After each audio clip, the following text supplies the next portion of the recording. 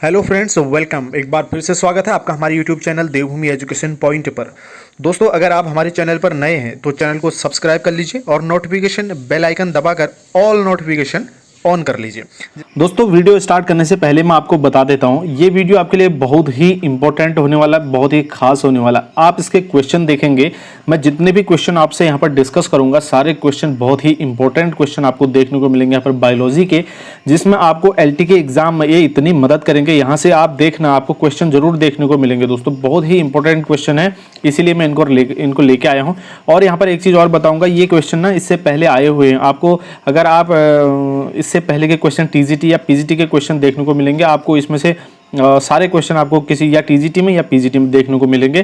बहुत ही important question है। बाकी आप अगर इस सेशन में मेरे साथ बने रहेंगे लास्ट तक, तो आपको खुद ही पता चल जाएगा किस लेवल के क्वेश्चन है। लेकिन एक चीज़ आपसे मैं उम्मीद करूंगा, प्लीज़ वीडियो को लाइक ज़रूर कर देना।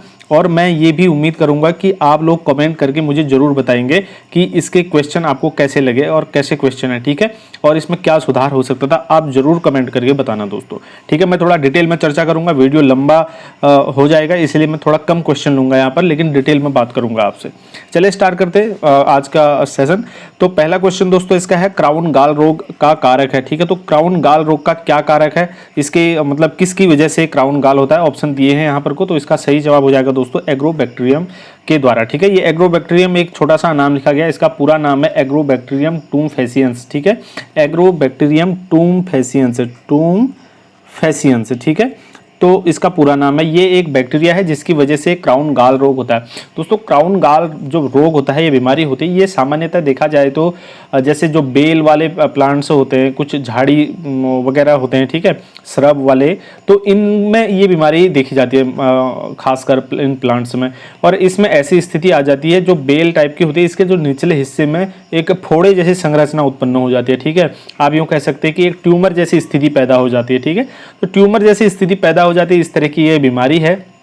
तो अगर एग्रोबैक्टीरियम टूमफेसियंस के दूसरे नाम की बात करें तो इसको राइजोबियम रेडिबैक्टर के नाम से भी जाना जाता है, ठीक है। तो कहीं पर आपको अगर राइजोबियम रेडिबैक्टर ना आ जाएगा तो आप वहाँ पर कंफ्यूज हो जाओगे। तो क्राउन गाल जो बीमारी है वो एग्रोबैक्टीरियम टूमफेसियंस तो है ही। अगर कहीं पर आता है राइजोबियम रेडिबैक्टर आता है तो वहाँ पर ये आंसर सही हो जाएगा। और अगर कभी कभी एग्रोबैक्टीरियम रेडोबैक्टर भी आ सकता है, ठीक है। एग्रोबैक्टीरियम रेडोबैक्टर भी आ सकता है, टूमफेसियंस से भी आ सकता है पीछे से, या रेडोबैक्टर भी आ सकता है, ठीक है। और राइजोबियम रेडिबैक्टर भी आ सकता है। इन तीनों में से कुछ भी अगर आएगा तो क्राउन गाल बीमारी का कारक वही होगा, ठीक है। तो यहाँ पर ऑप्शन बी सही हो जाता है। लगभग इसकी 140 प्रजातियों के कारण ये रोग उत्पन्न होता है, ठीक है। क्राउन गाल जो बीमारी होती है, तो एग्रोबैक्टीरियम की लगभग 140 प्रजातियां हैं जिसकी वजह से ये बीमारी उत्पन्न होती है। चलिए आगे बढ़ते हैं। उसके बाद है हमारे पास 5X174 कोलीफेज में होता है। अब देखिए 5X174 कोलीफेज को सामान्य तरीके से आप देखेंगे तो इसको बैक्टीरियोफेज कहते हैं, ठीक है ना। जीवाणु भोजी जो होता है, बैक्टीरियोफेज आप जानते हैं, एक ये विषाणु होता है, एक प्रकार का वायरस है बैक्टीरियोफेज। ये एक चीज़ मैं आपको बताता हूँ, ये बहुत ही वैसे इंपॉर्टेंट भी है। और मैं आपको ये आपसे एक चीज़ मैं कमेंट में आपसे पूछना चाहूँगा कि ये कहाँ पर पाया जाता है जिससे कि हमको उससे बहुत ज़्यादा फायदा हो रहा है, एनवायरनमेंट को बहुत ज़्यादा फायदा हो रहा है, ठीक है। तो वो किस वजह से हो रहा है, ठीक है, कहीं पर पाया जाता है, कौन से जल में पाया जाता है, आप मुझे इसका कमेंट सेक्शन में कमेंट करके बताइए। इसके बाद मैं क्वेश्चन के बारे में अगर आपसे बात करूं तो ये होता है सिंगल स्ट्रैंडेड डीएनए होता है, ठीक है। एक सूत्री डीएनए जिसको बोला जाता है सिंगल स्ट्रैंडेड डीएनए होता है। दोस्तों, ये जो है जो डीएनए बेस्ड अनुक्रम वाला ये पहला जीनोम है, ठीक है। कौन? कोलीफेज, ठीक है। कोलीफेज यानी कि हम बैक्टीरियोफेज इसको सीधे सरल भाषा में बोल सकते हैं। अगर इसके बारे में जो सबसे पहले बात की थी वो 1977 में बताया था, उनका नाम था फ्रेड सेंगर और उनके कुछ साथी थे, उनकी टीम थी पूरी, उन्होंने इसके बारे में 1977 में बताया था, ठीक है। चलिए उसके बाद बढ़ जाते हैं आगे। अगला क्वेश्चन है, आलू में वाट रोग की उत्पत्ति का क्या कारण है, ठीक है। तो वाट रोग जो होता है वो बहुत प्रकार के वाट रोग होते हैं, जैसे ब्लैक वाट है, ठीक है, ब्लैक वाट डिजीज है। तो ये किसकी वजह से होता है? सिनकाइट्रियम, ऑप्शन डी देखिए आप, सिनकाइट्रियम एंडोबायोटिकम के वजह से होता है, सिनकाइट्रियम एंडोबायोटिकम की वजह से होता है। तो इसमें क्या होता है कि जो आलू होता है उसमें काले रंग के कुछ फफूंद टाइप की काई टाइप की जम जाती है या लग जाती है, जिसमें आपको देखने को मिलेंगे उसके ब्लैक ब्लैक कलर के जैसे एक मस्से टाइप के उभर के आ जाते हैं आलू में, तो उस तरीके का वो दिखाई देता है, जिसको आलू का ब्लैक वाट रोग कहते हैं। ठीक है, तो इसमें देखा होगा आपने, कभी कभी कोई आलू आपने देखा होगा उसमें ब्लैक ब्लैक कलर के जैसे फफूंद होती है, फोड़े टाइप के होते हैं, उस तरीके के या मस्से होते हैं, उस टाइप का कोई संरचना उसमें उभरी हुई उभार दिखाई देंगे, तो इसको हम कहते हैं ब्लैक वॉट डिजीज़। अगर कुछ औरों की बात करें तो हमने बता दिया कि किसकी वजह से होता है, तो ये आपने देख लिया ऑप्शन डी में। और इसके हम आलू के कुछ अन्य रोगों की बात करें तो इसमें आपको देखने को मिल जाते हैं दोस्तों ब्राउन रस्ट। ठीक है, तो ब्राउन रस्ट एक बीमारी है आलू में, तो ये भी आलू की बीमारी है। और उसके बाद दोस्तों एक लेट ब्लाइट होता है। ठीक है, लेट ब्लाइट रोग होता है, ये भी आलू में होता है। और अर्ली ब्लाइट, ये दो चीज़ तो नाम याद कर लो आप, अपोजिट हैं। लेट ब्लाइट और अर्ली ब्लाइट, ये आलू में दोनों रोग होते हैं। ब्राउन रस्ट होता है और एक स्कैब डिजीज़ होती है। ठीक है, SCAB स्कैब डिजीज़ होती है एक, ये भी आलू में होती है। ये आलू के हमने 4-5 बीमारियाँ यहाँ पर को देख ली हैं। चलिए उसके बाद बढ़ते हैं आगे। अगला क्वेश्चन है कवकों में हेट्राथैलिज्म के खोजकर्ता थे। देखिए हेट्राथैलिज्म जो होता है ये कवकों की एक विशेषता होती है। ठीक है, कवकों की एक विशेषता है हेट्राथैलिज्म। तो अब इसके खोजकर्ता की बात हो रही है, तो इसके खोजकर्ता हेट्राथैलिज्म को हिंदी में बोलते हैं विषम जालिकता। ठीक है, विषम जालिकता। तो इसके खोजकर्ता ऑप्शन बी में आप देख पा रहे होंगे AF ब्लैकस्ली। ठीक है, AF ब्लैकस्ली थे। इसकी खोज इन्होंने की थी 1904 में। ठीक है, 1904 में इसकी खोज की थी इन्होंने हेट्राथैलिज्म यानी कि विषम जालिकता की। दोस्तों ये जो है कुछ कवकों की जातियां हैं, जैसे इसके अंतर्गत आप बात कर सकते हैं राइजोपस स्टोलोनिफेर है एक प्रजाति कवक की, तो उसके अंदर ये देखने को आपको मिल जाएगा। और मतलब कह सकते हैं कि कवकों की विशेषता बहुत सारी ऐसी प्रजातियां हैं जिसमें पाया जाता है, जैसे एस्परजिलस फ्यूमिगेट्स है एक प्रजाति, तो उसमें भी ये पाया जाता है। ठीक है, इसमें क्या होता है विषम जालिका में कि मतलब आकार की दृष्टि से ये समान जाल बना देते हैं, लेकिन इसमें सेक्सुअल बिहेवियर सब में अलग अलग या विभिन्न प्रकार का इसमें पाया जाता है। ठीक है, अब ये जो विभेद इनमें पाया जाता है, डिफरेंस जो पाया जाता है वो पॉजिटिव और निगेटिव प्रकार का होता है दोनों में। ठीक है, चलिए आगे बढ़ते हैं। शैवाल जिसे उच्च प्रोटीन आहार के लिए प्रयोग किया जाता है, सभी जानते होंगे स्पाइरुलिना है। ठीक है, स्पाइरुलिना में आहार इसमें उच्च प्रोटीन क्षमता होती है। वैसे तो आपने शैवालों के बारे में सुना होगा, शैवालों का यूज बहुत ही ज़्यादा तरीके से हो सकता है। ठीक है, जैसे भोजन के रूप में यूज़ होता है या बहुत सारी इंडस्ट्रीज़ में उसका यूज़ होता है। ठीक है, शैवाल हमारे लिए लाभदायक होते हैं, कुछ हानिकारक भी होते हैं। अगर आप शैवाल टॉपिक पढ़ाने के लिए कहेंगे, मैं पूरा टॉपिक आपको बहुत ही डिटेल में पढ़ा दूंगा, उसकी PDF भी आपको अवेलेबल करवा दूंगा अगर आप लोग कहें तो। ठीक है, तो दोस्तों जो शैवाल होते हैं इसमें विटामिन मिलते हैं हमको, प्रोटीन मिलते हैं, वसा फैट मिलता है और शुगर मिलता है, लवण मिलते हैं। ठीक है, ये सारी चीज़ें हमको शैवालों से प्राप्त होती हैं। लेकिन यहाँ पर पूछ रहा है प्रोटीन के लिए, तो प्रोटीन यहाँ पर स्पाइरुलिना है।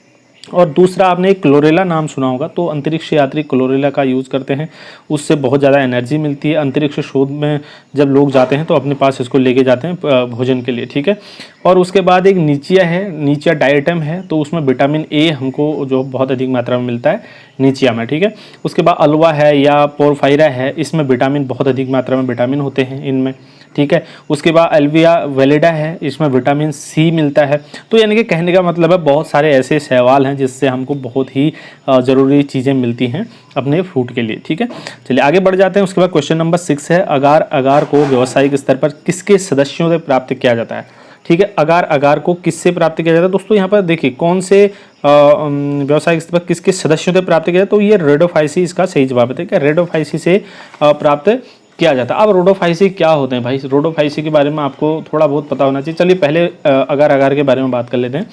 तो अगार जो होता है ना, इसका यूज की अगर हम बात करें तो ये प्रयोगशाला में इसका जो प्लांट्स होते हैं उनके संवर्धन में इसका यूज़ किया जाता है। और इसके स्टेम जो है जेल, आइसक्रीम और ये बहुत सारी ऐसी चीज़ें बनाने के लिए इसका यूज किया जाता है। और भी बाकी बहुत सारे यूज हैं, लेकिन हम यहाँ पर थोड़ा सा कॉमन चीज़ों पर बात करेंगे। ठीक है, और उसके बाद जो रेडोफाइसी है, तो यहाँ पर रोडोफाइसी आया है। तो रोडोफाइसी क्या होता है भाई, रोडोफाइसी ये सबसे पुराने शैवाल माने जाते हैं रेडोफाइसी कुल के। ठीक है, तो रोडोफाइसी जो है ये सबसे पुराना शैवालों का सबसे पुराना कुल है। और ये दूसरा चीज़ ये होता है दोस्तों, इसके अंतर्गत आने वाले जो होते हैं ये नॉन मोटाइल होते हैं और मोस्टली जो है ये मरीन वाटर्ड होते हैं, ठीक है, यानी कि गर्म क्षेत्रों में गर्म जल में पाए जाते हैं मोस्टली जो शैवाल होते हैं। तो उसके बाद अगर हम, लेकिन इसमें एक एक्सेप्शन है, जो बट्रैकोस्पर्मम एक शैवाल होता है तो वो फ्रेश वाटर में पाया जाता है, ठीक है। मरीन वाटर में पाए जाते हैं मोस्टली ये नमकीन जो खारा पानी होता है, ठीक है, उसमें। लेकिन जो बट्रैकोस्पर्मम है ना, तो वो फ्रेश वाटर में पाया जाता है अधिकतर। ये अपवाद यहाँ पर को है इसके लिए, ठीक है। ये मल्टी सेलुलर होते हैं, कुछ इसकी स्पेसिफिकेशंस हैं, तो मल्टी सेलुलर होते हैं ये रेडियोफाइसी की स्पेसिफिकेशन आपको बता रहा हूँ। इसमें जो पिगमेंट होता है रेडियोफाइसी में, लाल शैवाल आप इसको मोस्टली जानते होंगे, लाल शैवालों के नाम से जाने जाते हैं। और इसमें क्लोरोफिल ए और डी होता है। क्लोरोफिल ए आपको पता ही है, ये यूनिवर्सल पिगमेंट है, ठीक है। तो ये क्लोरोफिल ए और डी इसमें पाया जाता है पिगमेंट के, और आर फाइकोरिथ्रिन इसमें पाया जाता है, जिसकी वजह से लाल दिखाई देता है। लेकिन लाल शैवाल जो होती है ना, हमेशा लाल नहीं होती है, ठीक है। ये सतह पर ऊपर ब्लू कलर के दिखाई देते हैं, जैसे ये नीचे जाते हैं तो फिर ये रेड दिखाई देते हैं। इसकी कुछ अलग वो चीज़ है, आपको डिटेल में जब पढ़ाएंगे आपको बता दिया जाएगा। अगला है पीट मॉस है। तो पीट मॉस क्या है भाई, ठीक है, पीट मॉस क्या है। देखिए दोस्तों, पीट मॉस स्फैग्नम को कहते हैं, ठीक है। स्फैग्नम जो है यहाँ पर सही आंसर आपका है, पीट मॉस स्फैग्नम को कहते हैं। भैया यहाँ पर एक चीज़ और है, जो पीट मॉस है ना, इसकी लगभग 340 प्रजातियाँ विश्व भर में पाई जाती हैं, ठीक है। ये एक बहुवर्षीय पौधा है, ठीक है, बहुवर्षीय प्लांट है ये। 340 प्रजातियाँ इसकी लगभग पूरे विश्व में पाई जाती हैं। और ये एक मृत रेशेदार सामग्री है, आप यूँ कहें इसको देखने का आपको आप समझ सकते हैं, जैसे कोकोपीट आपने देखा होगा ना, जो प्लांट में यूज़ करते हैं, आप अपने गार्डन में यूज़ करते होंगे, कोकोपीट का यूज़ करते होंगे, ठीक है। ब्राउन कलर का, चॉकलेट कलर का है, नारियल के रेशों से बनाया जाता है। तो कोकोपीट ना वही यूज इसका भी है, जो पीट मॉस होता है। वाटर को मतलब ज़्यादा देर तक ये धारण कर सकता है, रख सकता है, अपने पास स्टोर कर सकता है, ठीक है। तो कुछ बहुत सारी इसकी ऐसी इसकी विशेषताएं होती हैं, बात करेंगे कभी मौका मिलेगा तो। बढ़ते हैं आगे। पादप जगत के उभयचर हैं। तो पादप जगत के उभयचर आपको पता ही होगा, ये मोस्टली मतलब ज़्यादा से ज़्यादा लोगों को, तो ये ब्रायोफाइट्स होते हैं, ठीक है, पादप जगत के उभयचर। अब भाई उभयचर इनको क्यों बोला जाता है, ठीक है। वैसे तो जो ब्रायोफाइट्स होते हैं ये मोस्टली कहाँ पर पाए जाते हैं, मॉइस्ट प्लेस में पाए जाते हैं, ठीक है। और जैसे सैडी प्लेस होते हैं, कोई डैम्प प्लेस मतलब सीलन वाली जगह होती हैं, ह्यूमिड प्लेस होते हैं, ठीक है। तो ऐसी जगहों पर पाए जाते हैं ये ब्रायोफाइट्स, ठीक है। लेकिन हाँ, एक दूसरी इसमें ब्रायोफाइट के बारे में जो इम्पोर्टेंट चीज़ है दोस्तों, ये ब्रायोफाइट जो है ना पहले स्थलीय प्लांट है, ठीक है, पहले स्थलीय प्लांट है। फर्स्ट टेरेस्ट्रियल प्लांट के अंतर्गत हम ब्रायोफाइट्स को रख सकते हैं। अब हम कह रहे हैं कि स्थलीय प्लांट हैं, उसके बाद हम कह रहे हैं उभयचर है। तो उभयचर ये क्यों हो गए, ठीक है, क्यों इनको हम एम्फीबियंस कहते हैं, क्योंकि जो ब्रायोफाइट्स का लाइफ होती है वो इसके बीच में एक ऐसी स्थिति आती है जब फर्टिलाइजेशन वाली, तो फर्टिलाइजेशन की जो एज होती है, निषेचन जो होता है ना, वो पानी, उसके लिए पानी ज़रूरी होता है, ठीक है। वाटर में ही ये निषेचन की प्रक्रिया इनकी पूरी हो पाती है, इसलिए हम कह सकते हैं कि ये स्थलीय भी हैं और जल भी इनके लिए ज़रूरी है, तो इसलिए इनको उभयचर माना जाता है। और दूसरा आपको पता ही होगा, जो ब्रायोफाइट्स होते हैं इनकी बॉडी जो है थैलस बॉडी होती है, ठीक है। और हमने ये बता दिया आपको कैसी जगहों पर ये जो है पाए जाते हैं। बाकी डिटेल में कभी फिर चर्चा करेंगे, इतना अभी के लिए काफ़ी है। आगे बढ़ते हैं दोस्तों। एक जलीय ब्रायोफाइटा है। देखिए अब ब्रायोफाइट अभी हमने बात की, उसके बाद ये पूछ रहा है कि जलीय ब्रायोफाइट, हमने कहा था ना जो ब्रायोफाइट होते हैं वो स्थलीय होते हैं, ठीक है, फर्स्ट टेरेस्ट्रियल प्लांट है। और उसके बाद जलीय ब्रायोफाइट के बारे में पूछ रहा है, तो इसका सही जवाब देखिए, यहाँ पर सही जवाब के बारे में आपसे बोलूँगा, जो रिक्सिया डिस्कलर है ना, तो ये गलत है। यहाँ पर को होता है रिक्सिया डिस्कलर भी होता है, लेकिन ये जलीय नहीं है। लेकिन यहाँ पर जो जलीय होगा वो रिक्सिया प्लूटन्स है, ठीक है, रिक्सिया प्लूटन्स है। यहाँ पर कोई भी ऑप्शन यहाँ पर नहीं दिया गया। स्फैग्नम जो है ये पीट मॉस है, ये पीट मॉस है, मैंने अभी इससे पहले आपको बताया था अभी, ठीक है, ये पीट मॉस है। और इसके बाद रिक्सिया, तो यहाँ पर को रिक्सिया डिस्कलर को छोड़ करके आप ये मान के चलो इसका जो सही जवाब होगा वो रिक्सिया फ्लूटन्स होगा, फ्लूटन्स, ठीक है, आपको मैं लिख के दिखा देता हूँ, फ्लूटन्स, ठीक है, रिक्सिया फ्लूटन्स इसका सही जवाब होगा, ठीक है। ये रिक्सिया फ्लूटन्स जो है ये क्या है, जलीय ब्रायोफाइटा है। चलिए, और जो रिक्सिया फ्लूटन्स है दोस्तों, ये लिवर बर्ड का ही एक जलीय तैरता हुआ पौधा है। आमतौर पर से इसे जो है सतह पर देखा जा सकता है, जल्दी बहुत जल्दी बढ़ता है। ठीक है। और ये तालाबों में और उसके सतह पर, तालाबों की गहराई में और उसकी सतह पर या फिर नीचे आपको फ्लोटिंग करता हुआ देखा जा सकता है या फिर आपको नज़र आ सकता है। चलिए बढ़ते हैं आगे। अगला क्वेश्चन है किसके तने में ट्रेबिकुलर अंतस्त्वचा पाई जाती है? भाई किसके तने में ट्रेबिकुलर अंतस्त्वचा पाई जाती है? तो ये स्लेजिनेला के स्लेजिनेला में, ठीक है। ऑप्शन बी यहाँ पर देखेंगे आप, स्लेजिनेला में। तो दोस्तों यहाँ पर जो है, जो स्लेजिनेला है तो इसकी स्टेम में ये पाया जाता है, ठीक है। कहाँ पर पाया जाता है? स्टेम में पाया जाता है। इसको अंतस्त्वचा को एपिडर्मिस कहेंगे, ठीक है ना, ट्रेबिकुलर एपिडर्मिस। चलिए बात करते हैं आगे। निम्नलिखित में से कौन एक वॉकिंग फर्न है? ठीक है, वॉकिंग फर्न कौन है दोस्तों? वॉकिंग फर्न जो है एडिएटम, ये नेम ऐसे होते हैं इनकी, एडिएंटम जो है इसका सही जवाब हो जाएगा। और एडिएंटम के अलावा वॉकिंग फर्न की और हम दूसरे और एक एग्जांपल की बात करें तो एस्पेंटियम राइजोफाइलम एक और है, तो ये भी जो है वॉकिंग फर्न के अंतर्गत आता है, ठीक है। एस्पेंटियम राइजोफाइलम, ठीक है। और इसकी जो पत्तियां होती हैं वो त्रिकोणीय पत्तियां होती हैं, ठीक है। पत्तियां कैसी होती हैं? ट्रायंगुलर टाइप की होती हैं इसकी पत्तियां। तो ये जो है, जो एडिएंटम है दोस्तों, ये टेरिडोफाइटा से बिलोंग करता है, ठीक है। टेरिडोफाइटा के अंतर्गत आता है। और टेरिडोफाइटा को जो है फर्स्ट सक्सेसफुल टेरेस्ट्रियल प्लांट माना जाता है, ठीक है। सक्सेसफुल हमने यहाँ पर जोड़ दिया, ठीक है। ब्रायोफाइटा भी हमने कहा था, लेकिन सक्सेसफुल की बात कर रहे हैं हम। फर्स्ट सक्सेसफुल टेरेस्ट्रियल प्लांट जो है कौन है? टेरिडोफाइट्स हैं, ठीक है। चलिए आगे, मतलब वहाँ ब्रायोफाइटा को क्या था? निषेचन के लिए, फर्टिलाइजेशन के लिए वाटर की ज़रूरत हो रही थी, ठीक है। तो वो पूरी तरीके से हम उसको नहीं कह सकते ना, वो एम्फीबियंस थे, ठीक है। जो सक्सेसफुल टेरेस्ट्रियल प्लांट हैं वो टेरिडोफाइटा हैं, ठीक है। और जो इक्विसिटम यहाँ पर आपको देखने को मिल रहा है ऑप्शन डी में दोस्तों, इक्विसिटम को जीवित जीवाश्म के नाम से जाना जाता है। बहुत ही इंपॉर्टेंट है, ये भी बहुत बार आता है, ठीक है। इक्विसिटम जीवित जीवाश्म कहा जाता है। और टेरिस देख पा रहे होंगे, ये एक रिबन फर्न है, ठीक है। क्या है? Ribbon fern, Pteris ribbon fern है। चलिए आगे बढ़ते हैं। पाइनस के नर युग्मकोद्भिद में प्रोथैलियल कोशिकाओं की संख्या होती है।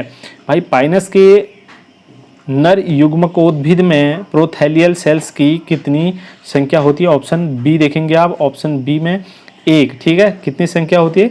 एक ही संख्या होती है, केवल एक ही होता है।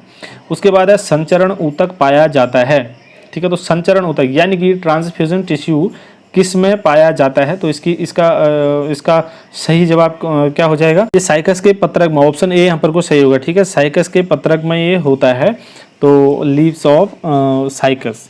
उसके बाद आगे है साइकस और कोनिफर्स के बीच की कड़ी या संयोजी कड़ी किसको माना जाता है? ठीक है, साइकस और कोनिफर्स। यहाँ पर देखिए आप क्वेश्चन को समझिए, ठीक है। साइकस और कोनिफर्स के बीच की कड़ी माना जाता है गिंको, ठीक है दोस्तों।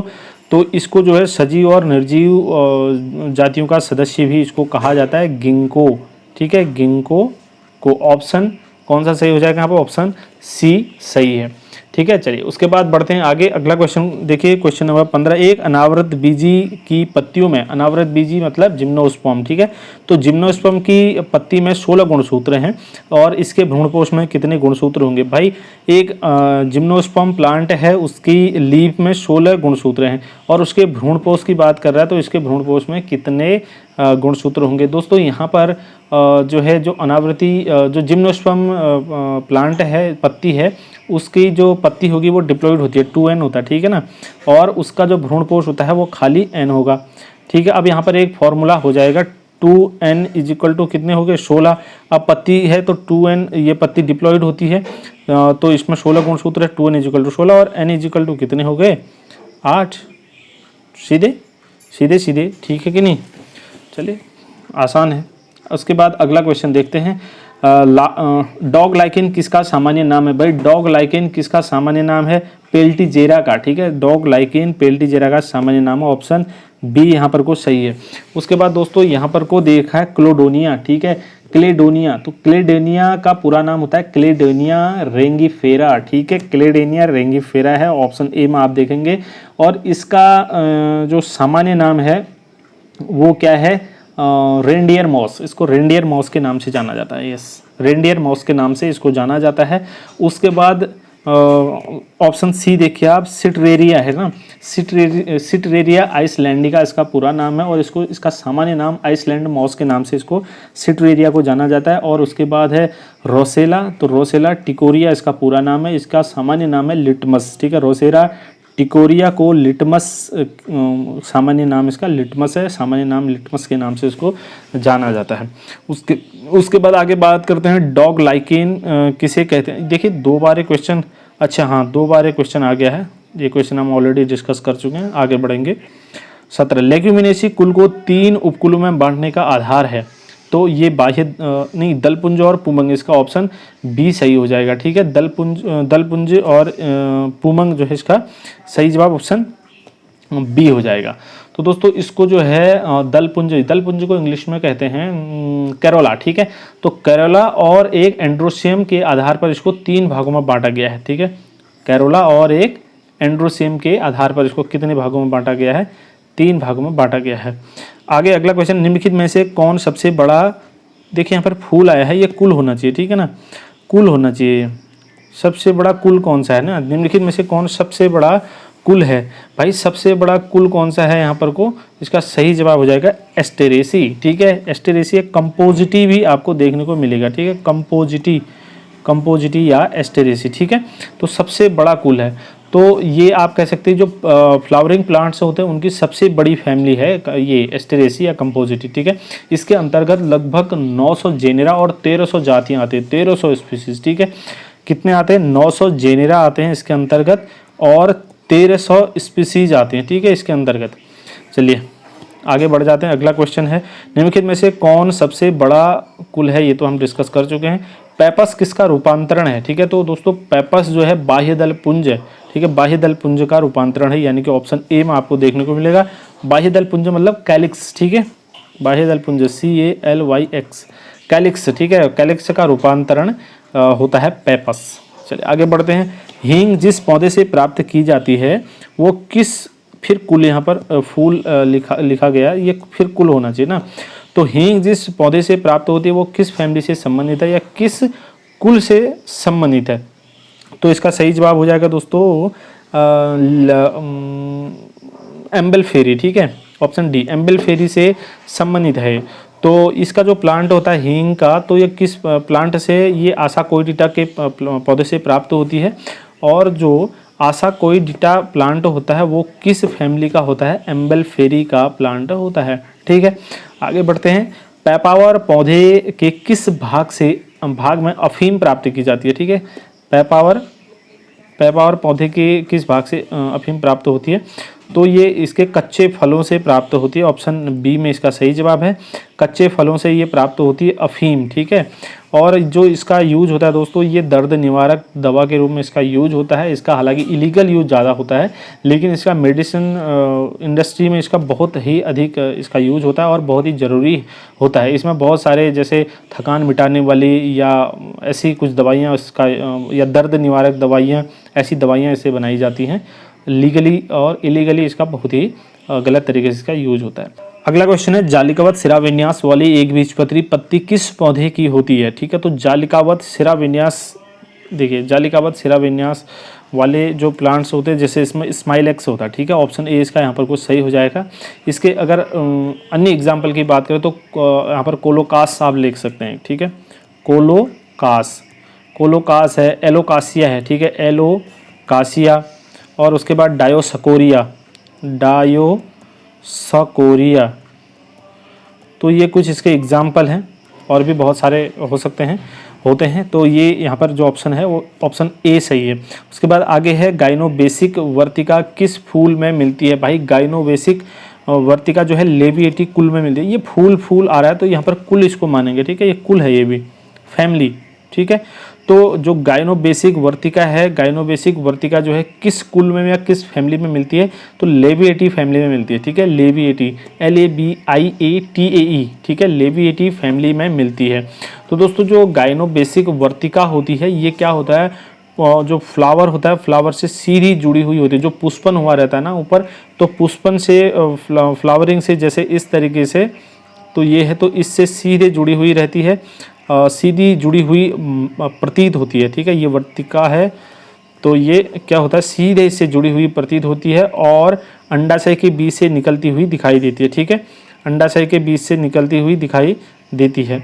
चलिए उसके बाद आगे है कौन सा क्वेश्चन है, ग्लूम्स किसका रूपांतरण है भाई, ग्लूम्स। ठीक है, ग्लूम्स जो है किसका रूपांतरण है, ये ब्रैक्ट्स यानी कि सहपत्र का रूपांतरण है। ठीक है, ग्लूम्स किसका, सहपत्र का रूपांतरण, ऑप्शन डी यहाँ पर को सही हो जाएगा।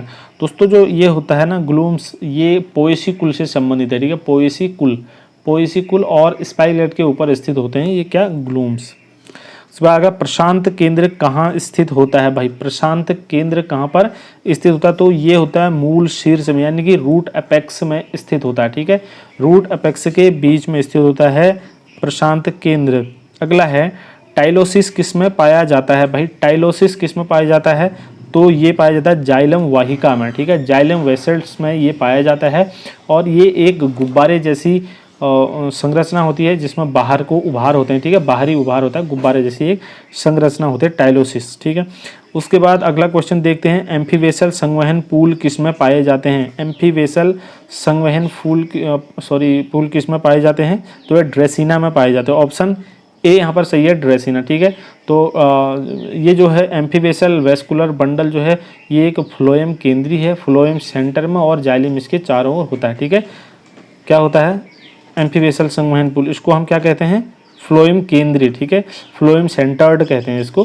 क्यों कहते होंगे, क्योंकि इसमें फ्लोएम जो होता है बीच में होता है और जाइलम इसके चारों तरफ से घेरे रहता है। ठीक है, चलिए आगे बढ़ते हैं। अगला क्वेश्चन है, जब सहायक कोशिकाएं एवं प्रतिमुख कोशिकाएं भ्रूण बनाती हैं, ठीक है, जब सहायक कोशिकाएं एवं प्रतिमुख कोशिकाएं भ्रूण बनाती है तब इसे क्या कहा जाता है, एम्फीमिक्सिस कहा जाता है। ठीक है, एम्फीमिक्सिस, ऑप्शन सी में यहाँ पे को सही आंसर है, तो इसको एम्फीमिक्सिस कहा जाता है। अब एम्फीमिक्सिस क्या होता है दोस्तों, जब सहायक सेल्स और प्रतिमुख कोशिकाएं यानी कि एंटीपोडल सेल्स, ठीक है, सहायक सेल्स और एंटीपोडल सेल्स से जब भ्रूण का निर्माण करते हैं, भ्रूण बनाती हैं, तो उस स्थिति को क्या कहते हैं, हम एम्फीमिक्सिस कहते हैं। अब यहाँ पर एक एपोमिक्सिस आया है, तो एपोमिक्सिस क्या होता है, बिना सिंगेमी के, सिंगम मतलब युग्मकों के संलयन से या बिना या मियोसिस के जब कोई नया प्लांट का निर्माण हो जाता है, नया प्लांट बन जाता है, उसको हम एपोमिक्सिस या असंजनन कहते हैं। ठीक है, तो इसमें एपोमिक्सिस में दो स्टेप होते हैं, दो टाइप के ये होता है,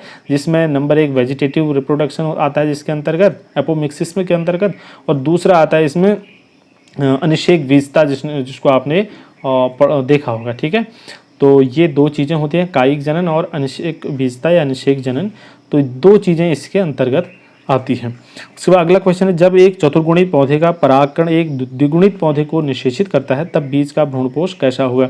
भाई देखो यहाँ पर क्वेश्चन को थोड़ा ध्यान से देखो, क्या कह रहा है कि जब एक चतुर्गुणित, ठीक है, चतुर्गुणित पौधे का परागकण, ठीक है, द्विगुणित पौधे को निषेचित करता है, यानी कि पराग कण है तो वो मेल प्लांट होगा। ठीक है, चतुर्गुणित है, मेल प्लांट होगा, 4n हो जाएगा, और द्विगुणित पौधे को निषेचित करता है यानी कि फीमेल कितना हो जाएगा, 2n हो जाएगा, 2n plus 4n is equal to कितना, अपॉन 2 हो जाएगा। ठीक है, ये 8n अपॉन 2 हो जाएगा, तो इससे कट गया तो 4n आ जाएगा। ठीक है, आंसर ऑप्शन सी यहाँ पर सही होगा। अगला क्वेश्चन है, गेहूं में 200 दानों के निर्माण के लिए कुल कितने अर्धसूत्री विभाजन होने चाहिए। भैया ये क्वेश्चन मैं एक बार पहले वाले वीडियो में भी बना चुका हूं, ये क्वेश्चन पहले भी आया हुआ है। तो 200 दानों के निर्माण के लिए अर्धसूत्री विभाजन जो है, कितने अर्धसूत्री विभाजन होने चाहिए, तो 250 इसका सही जवाब आएगा। मैंने आपको पूरा सॉल्व करके वहाँ पर को दिखाया था, इसको आप एक मैं अभी मोटा मोटा बताता हूँ, 200 प्लस 200 इजिकल अपॉन 4। ठीक है, तो इस तरीके से 1000/4 हो जाएगा, इसको अगर आप काटेंगे तो ये 250 आ जाएगा। ठीक है, चलिए ये 30 क्वेश्चन मैंने यहाँ पर डिस्कस किया आपसे। 30 क्वेश्चन के अंतर्गत आपको क्वेश्चन देख लीजिए आप कैसे लगे, आपको अच्छे लगे हैं या बुरे लगे हैं, और तो अगर किसी में डाउट है तो वो भी आप ज़रूर बता देना। मिलेंगे अगले वीडियो में, तब तक के लिए ढेर सारी शुभकामनाएं दोस्तों, धन्यवाद।